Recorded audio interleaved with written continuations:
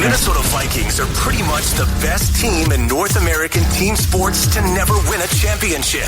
Welcome to Before We Die with Jesse and Thor on Purple Daily and Score North. Very somber Monday here today on Before We Die, brought to you by Purple Daily and Score North. I'm Jesse Pierce, usually covering men who chase around a rubber puck on the ice for NHL.com, but had switched gears, challenging myself with this football team, Minnesota Vikings, a fun team up until yesterday to follow. We'll dive into that. He's Thor Nystrom, betting on all the right things, including the Minnesota Vikings, which turned out also foul yesterday. And he's Ross Brendel, who brings in the realism to our show as always. Guys, can we just have a moment of silence for what was the Minnesota Vikings season, please? Okay, that's enough of that. Let's move on. Let's talk about next year. No, I'm just kidding. Let's break down yesterday's game. What else can really left to be said? The Minnesota Vikings season ended by the New York Giants at US Bank Stadium, 31-24 game. The first one-score loss the Minnesota Vikings have suffered this season. Is that kind of like just the dagger, you guys? Like, to me, having that be your first one-score loss, something that they have been so successful in all season long, to have it come at such a pivotal time, a season-ending time, that to me was just like, of course. Yes, of course. Yeah. I mean, you weren't going to ride that all the way out to the Super Bowl, the one possession thing. And yeah, unfortunately it it regressed to the mean in the worst possible time, but there was plenty of things that happened in that game that you could have prevented. And, that would have flipped the result. And unfortunately, they didn't happen. A lot of them on the defensive side of the ball. And I'd like to stop our moment of silence so that we can rip at Donatel sufficiently here in a second. But that'd be the big one. And then the last play with Cousins and the interior offensive line didn't play very well, and et cetera, et cetera. But yeah, it was tough to see the first one last possession happen in the playoffs. I mean, it's hard to find just one person, one thing. Ed Dontel obviously deserves quite a bit of that. Let's talk about the defense a little bit, you guys. Now, what comes first, the chicken or the egg? And we've talked about this in past episodes of Before We Die. Is it necessarily all on Ed, or is it also on the players that he has been given? We talked about a lot of these guys are old and they are on the wrong side of 30, if you will, for the defensive scheme. So to ask them to learn a completely new scheme, which maybe isn't that good as a whole, I mean, who do you blame a little bit more? Because honestly, as upset as we can all be at Ed, and who knows what his job title looks like moving forward here in the next couple days or weeks. I also looked at it yesterday through a deeper lens and was like, you know what? This defense sucks though too. Like, I mean, what else could you really expect from some of those players? What are your guys' thoughts there? It's a little bit of both, but most of it is on Ed Donatel. I was DMing a buddy who works in radio last night after the game, who's an enormous Vikings fan, works in a different state. I'm just going to read this DM because it answers your question. I said, the lack of adjustments was jarring and became more and more so as we went on. I gave him, Ed, the benefit of the doubt at the beginning, tried to see it his way. I gave the excuse for the personnel, the scheme adjustment, that Kwesi drafted prospects on that side of the ball, that the defense last year sucked. But at a certain point, you did have a certain amount of talent, and there was a baseline expectation of performance. And you fell beneath each week in and week out. And every time there was a possible and obvious adjustment in game to make, he failed to do so. And afterwards would explain that he had a system and it was his players who weren't executing it. He's overmatched as an NFL defensive coordinator and easy to scheme against. Chess against checkers. Paul Allen was pulling his hair out on the radio last night, about the open field in the middle every single play that we have seen since October. Every opponent gets it. We all see it. We all know it's a problem. We all know it's going to get attacked one way or the other. And there is no adjustment week in and week out. Just one example of several. Ed Donatel has to go. Yeah, I mean, I think the biggest issue I obviously had with the defense, as I'm sure many Vikings fans did, going back to our show on Thursday where we said, guys, there's really two things that Minnesota needs to do in order to beat the Giants. That's stop Saquon Barkley and to not allow Danny Dimes the ability to run. They didn't do either of those things, which is a huge part. Like, Barkley goes and just had an unreal game. And of course, he is a fantastic player, no doubt about it. But they didn't do anything to stop or deviate from that option. And again, Daniel Jones looking like he's Lamar Jackson at his prime yesterday, just absolutely cannot be happening, especially in a playoff game like that where you advance. It just seemed like the defense was kind of like, oh, we'll figure it out. The offense will figure it out in the third or fourth quarter like we always do. And I think that narrative, as we've said, you play with fire enough times, you're going to get burned. And I think that finally caught up with them too. Yeah. At one point on the broadcast, sorry, Thor, I'm sure you guys both heard this, but at one point on the broadcast on Fox NFL Sunday, we heard this is the game of his life for Daniel Jones, having a career game. How many times have we heard that as Vikings fans? Not only in the history of the Minnesota Vikings, but just the last few years. On your Ed Donatel point, Jesse Pierce, yes, he gets blame. I still struggle with how much blame. I will go back to the fact that he was brought in here to win now. And a part of the reason why this team had 4 losses was because of his defense. A part of the reason why they played in so many one-score games and escaped with victory was because of his defense.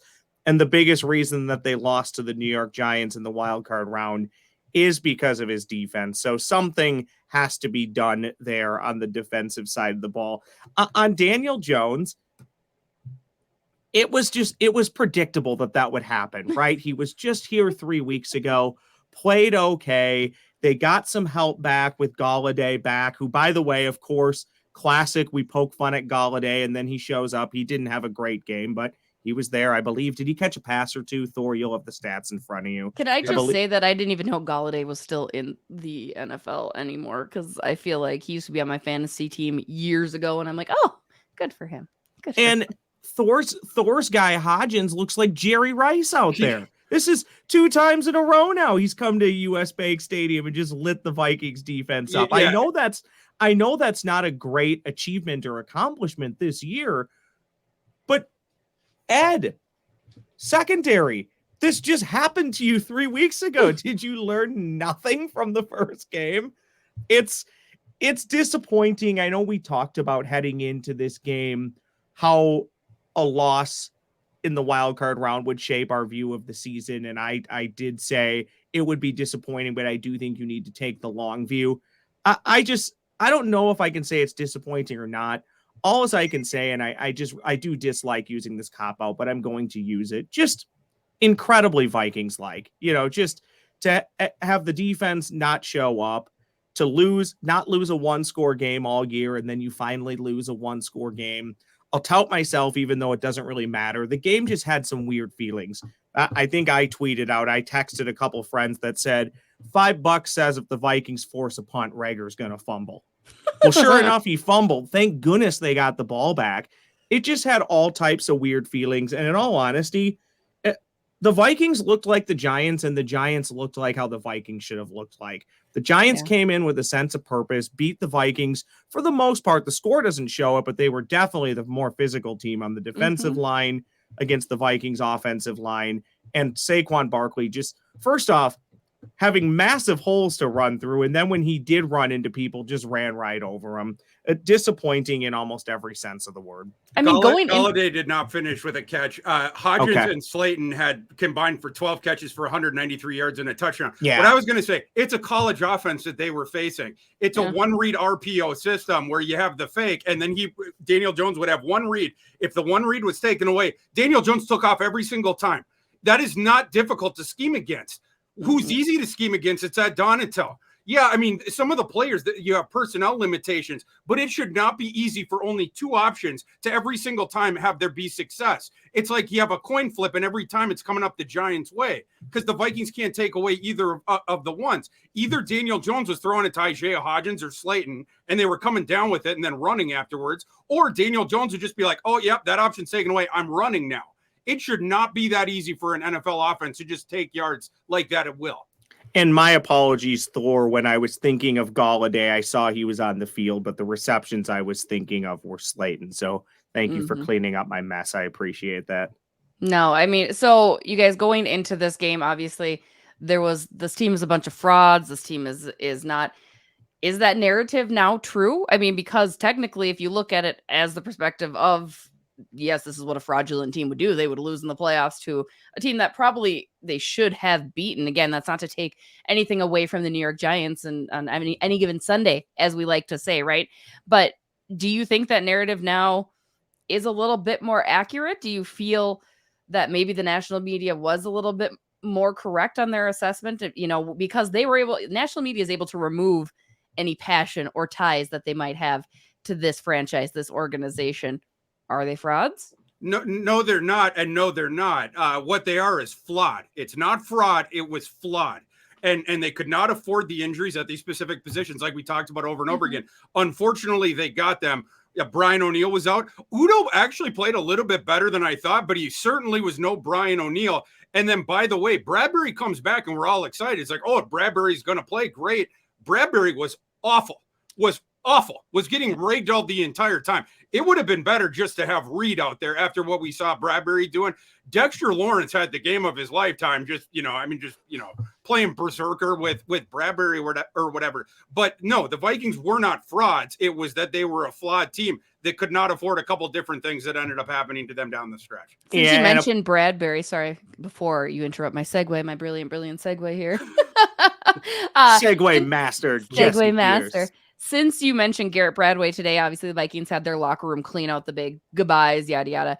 Bradbury wants to come back, wants to re-sign with the Vikings. Of course he does. But do you re-sign him? Like, what are your guys' thoughts? We saw what happens to the team without him. So what do you do? If you're Kwesi, what are you doing with Bradbury? What's the next move? It's entirely dependent on price, right? Like before the season, they already declined his option. So it's going to come down to how much he gets offered on the open market. And if you had your druthers, this might be a situation where you're like, Bradbury, because he ticked up this season, he's going to get a better price on the open market than we would like to give him because we're already a little bit cap crunch as is. So we'll just draft a guy in the second round, for instance, say John Michael Schmitz, keep him in town. You can plug him in, start him right away. The problem is the Vikings don't have as much draft equity as you would love to see. It's not just that they're picking later in the first round and in every subsequent round. It's also, for instance, the TJ Hawkinson trade.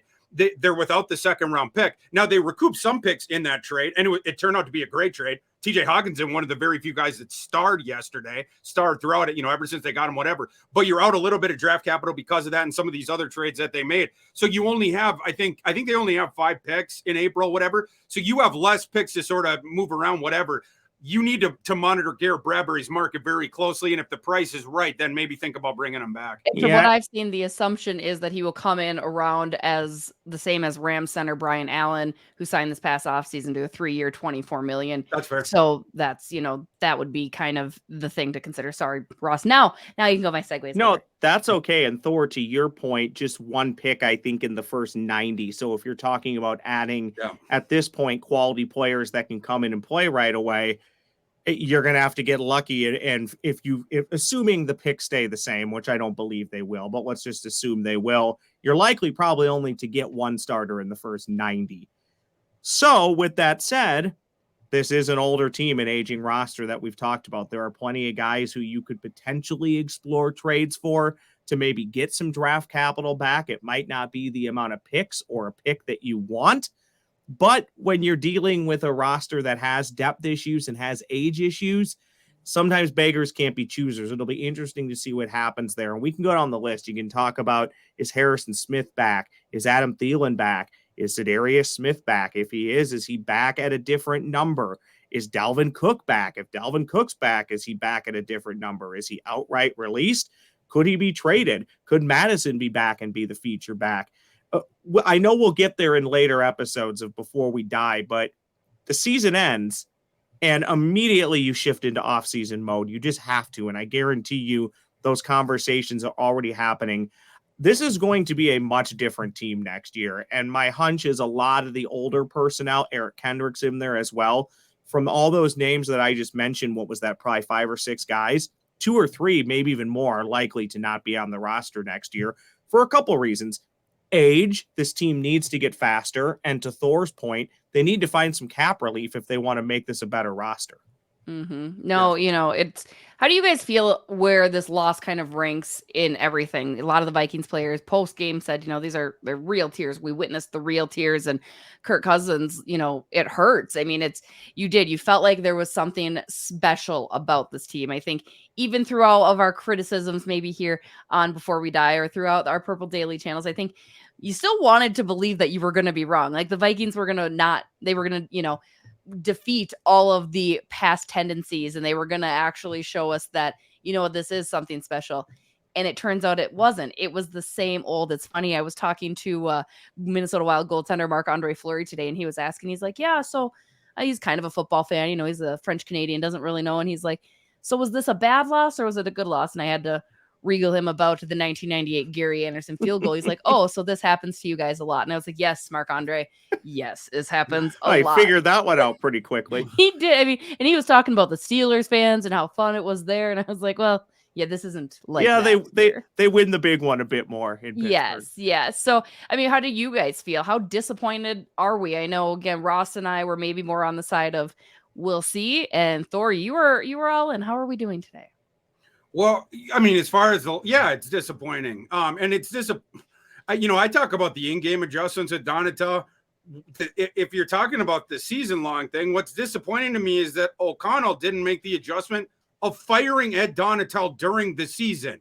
That's the one move that they could have made to potentially raise their ceiling, because it became apparent at some point during this fall, for some earlier than others.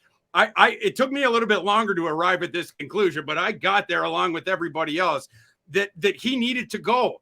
He was not making the adjustments. At a certain point, you ran out of your excuses. As we went week by week by week, you ran out of your excuses. This defense, we did not need the defense to be top 5, didn't need it to be top 10, didn't even need for it to be top 12. All it needed to be was somewhere between that 16 to 20, somewhere in there. And that was reasonable, even to 22. It just could not be 30, 31, 32. The bar was reasonable, and he fell well beneath it. And again, the lack of adjustments every single week, it was just jarring. And by the end of the year, you were pulling your hair out. If there's one disappointment for this team, that's what it is. Because I do think that they could have gone further. And really what it is you wasted one of the years of Justin Jefferson's rookie contract, arguably the best non-quarterback in football. You have him on a cheat code. Everybody talks about the cheat code contracts with the rookies, with the quarterbacks, with regards to the quarterbacks in the NFL. Justin Jefferson, you have him on a cheat code rookie contract right now. The value there is absolutely ridiculous. You can't afford to waste years of his rookie deal right now. And you just sort of did. And a part of the reason is because you hired Ed Donatel and then you didn't move on from him during the season. And I hope he's fired here in the next 48 hours. So to Jesse's point, I never didn't buy in, but I never did not buy in. As you recall, late last week, I said I think the Vikings somehow, some way will be in the NFC Championship game, but it also wouldn't surprise me if the Vikings lost right away. Here's where it's disappointing. It's disappointing from the sense, and I believe we talked about this in recent memory.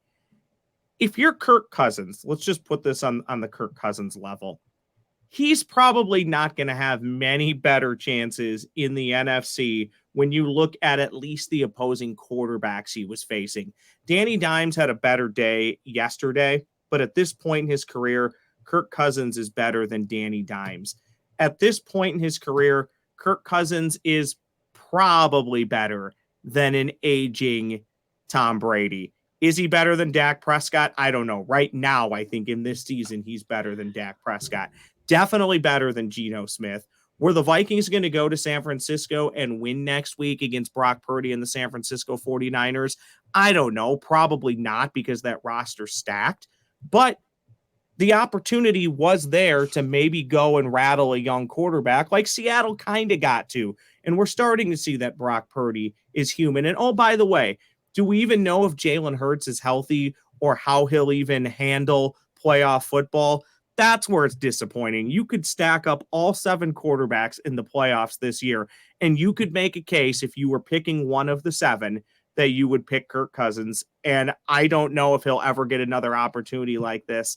And they didn't even win a playoff game at home against a team with a worse record than they have. I mean, Brock Purdy, 0 career wins against the Iowa Hawkeyes. Fact.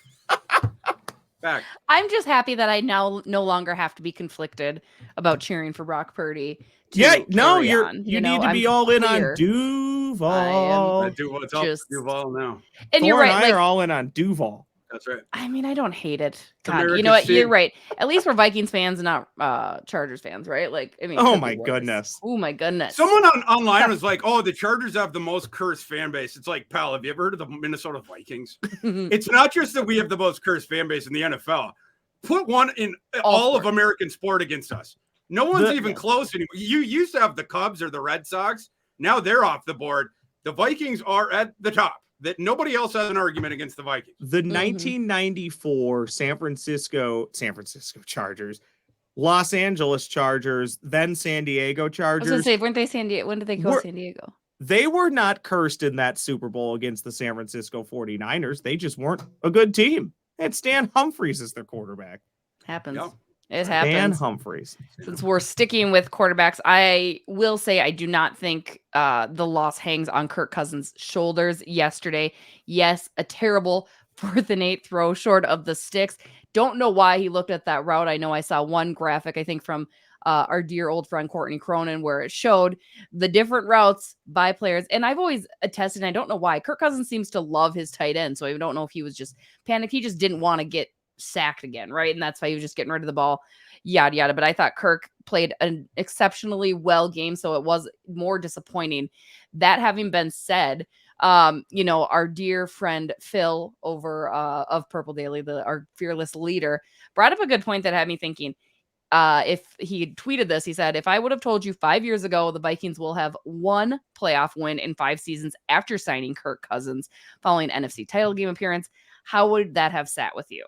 Plenty of people or things to blame, but I'm curious, which I am curious about too, because that is a surprising thing, something I probably wasn't thinking too much of, because again, I've come around to Kirk Cousins, right? I've come around him and his face. To me, I've come around to it. I don't hate it as much as I used to. He has a very punchable face. Like, just because of his looks? Him and Mark Teixeira, like, those are just two faces that I just kind of want to, I don't know why.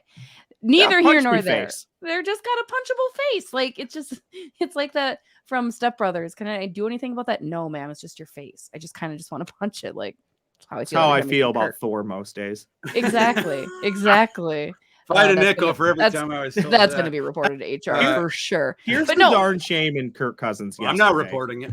Yeah. Kirk did not do a lot to really necessitate any blame yesterday until the final throw of the game. Right. And sadly, that is what people will remember. And I'll say this, the play had 2 guys running routes short of 8 yards. That shouldn't even have been an option. Everybody should have been farther downfield, or at least one guy running a crossing pattern where maybe you hit him in stride and he turns it upfield. The one thing I would say, and this does go back to is Kirk Cousins a big game quarterback narrative? I would like to think that my quarterback in that situation, even with pressure. Now, if you read Twitter, they'll tell you that there were basically 5 guys within 6 centimeters of his face. That was not true. He had time to step up and throw that pass to Hawkinson, which he did.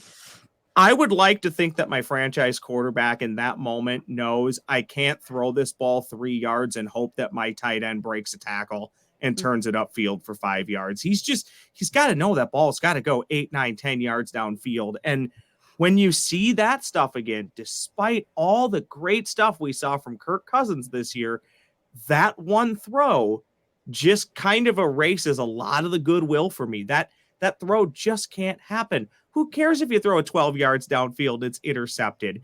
That has to be downfield. I will say this, in defense of Kirk Cousins, I think KJ Osborne needs to catch that ball on 3rd and 8. I think that was a ball that was catchable. It was knocked away, but if he catches that ball, who knows? Maybe we're not talking about it and we're previewing the Vikings and San Francisco 49ers. But that throw, in my opinion, erased a lot of goodwill. And maybe I'm naive for that, and I'm sure people will attack me, but I don't think that Patrick Mahomes throws that ball 3 yards. I don't think that Tom Brady throws that ball 3 yards. I don't think many quarterbacks in that situation would make that throw. Heck, I'm not sure Skylar Thompson would have made that throw. No. Yeah, no, a couple of different things to unpack here before we even get to the 4th and 8. Cousins did play well, for sure. He did play well. And the Giants on the other side of it, they succeeded in taking away Justin Jefferson just from a treetop, offensive perspective. And Hawkinson stepped up, but the other secondary options for the Vikings really didn't. The Giants sort of dared the secondary receiving options and the run game of the Vikings to beat them. And outside of Hawkinson, who also killed the Giants in the last game, the rest of them couldn't really do it. And then you get to the very end there, and Cousins have played well despite this until that last play. And you're totally right. You have to throw beyond the sticks there. Now, all 5 guys that are running the routes, do all 5 of them have to go beyond the sticks? Maybe not, but it's got to be 4. Right, like, because if the idea, like, if the Giants are playing everybody back, like, whatever, then maybe you have one of the guys leaking, but you got to have at least 4. To only have 3 guys running beyond the sticks on that play, I thought was a bit bizarre. And then Cousins' explanation was so Kirk Cousins. His explanation was basically like, well, I look for Justin, and then I thought, yeah, like, he was covered. Then I thought, I thought I was going to get sacked. So then I threw it to TJ. I knew I couldn't get sacked, so I threw it to TJ. And it's like, okay, pal, but TJ was covered. So he's not, like you said, the odds that he makes the catch, breaks that tackle, and then runs 5 additional yards, it was just very, very low. And at that point, you're sort of conceding the game. Very disappointing. But up till that point, he had played very well. But it was sort of indicative of something of his game that we have criticized for a while, and also of his personality, frankly. Because even in his explanation, he's sort of pointing at this fear of getting criticized for a decision, i.e., I know I can't get sacked. Therefore, I knew I had to get it out and throw it to TJ. And it's like, bro, that's still a bad decision. You still have to throw it beyond the sticks there unless TJ is wide open and there's nobody within 10 yards of him. And you can project in your head that he's got a real good shot of running the 5 additional yards to get the first down. I know one way that we can make Kirk Cousins feel better about the loss, about that poor decision-making. We have some Canadian friends, the crazy Canadian Cousins Crusaders, who want to have all of us jump in, make Kirk Cousins feel better by making a donation to his foundation. No. Make yourself feel better. Make yourself feel better. Make yourself feel better. It's a twofer. Yeah. We love twofers around here. So make a donation to kirkcousins.org. Again, let them know that Purple Daily's Crazy Canadian Cousins Crusaders sent them over. Again, whatever you can donate. It is a great cause, no matter how you feel about the season. It's fun that you're able to give back to the Minnesota Vikings and the ups and downs and all of that. So 5, 10, 15, 20, whatever you feel comfortable donating, let them know that you heard it here on Before We Die and on Purple Daily. So thank you to the Crazy Canadian Cousins Crusaders for letting us be a part of that. Do you guys want to do some Before We Dies? Let's do it. Do we have to? We have to contractually. We have to. He just doesn't have the graphic ready. So I'm being told in my ear from the producer, which is me, that we have to. Time now for the Before We Die crew to give us their Before We Dies. Can I go first? Yes.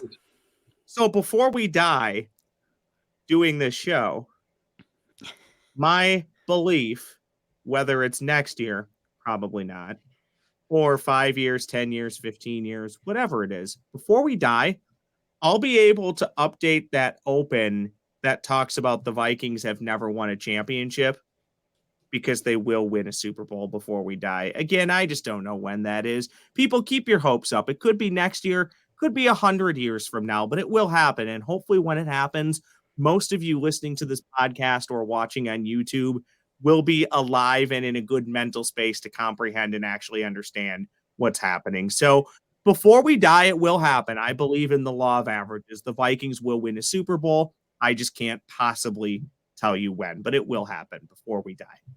Keep faith. Yeah, and I would like to go more negative. Before I die and before the end of this week, the Vikings will fire Ed Donatel. And I'd like to say another thing. I pledge a donation to that charity if the Vikings will fire Ed Donatel before the end of the week. If the Vikings will do something good for their organization, I would like to do something good for society and kind. Please keep in mind, if you're watching or consuming this podcast after Ed Donatel has been fired, this was recorded prior to any news on Ed Donatel.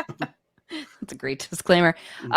Well, before we die, Brock Purdy will lead the San Francisco 49ers to the Super Bowl championship. I'm all in on the 49ers. I mean, I loved Jimmy G too, let's be honest. Whatever. Now I'm all in. I want as long as he doesn't run into the Iowa Hawkeyes on the other side. Just so I can rub it into Thor's face that an Iowa State Cyclone quarterback did some good. It has next to zero chance. It's not zero, but it's pretty close of happening. Yours could easily happen. Yes. I'm talking about my squad from Duval. I'm all in on the Jaguars. They have absolutely no chance, but I'm going to enjoy every second of it. Go Jags. Duval forever. Hop on a new bandwagon, ladies and gentlemen. I want to know what bandwagon you guys are all hopping on board, because let's be honest. Yes. We'll have our little pity party, but we're moving on. We're still going to be consuming football. You guys can still consume Purple Dailies before we die for a couple more episodes here. We will take a brief hiatus for the off season. I know you guys will miss us, but don't miss us too much, because you'll find me on some other content on the Purple Daily channel, or not Purple Daily, Score North channel, Thor as well. So stay tuned and look out for that. Ross probably too. Ross is always floating around. I'm everywhere. Job. We don't. I'm everywhere. Luxury. So yeah, let us know who you guys are cheering for now. Also, let us know what you guys thought about the game, what you guys think about the show as we start to wrap up our season 1 of Before We Die. We want to hear from you guys, as I mentioned, each and every week. Truly is very humbling to have you guys check us out, listen, watch, engage with us. It makes it a lot of fun. Good, bad, in between. We're here for it. So thank you to everybody checking us out. Drop them in the comments. We will cover those in Thursday's episode, as well as take a look forward to what the Minnesota Vikings might be up to in the future. So that's going to do it for this week's episode. Ross is going to go catch a Gopher basketball game. Skyuma, go Gophers, throw the boat. Skull Vikings, keep the faith. Hennepin. Go Cyclones.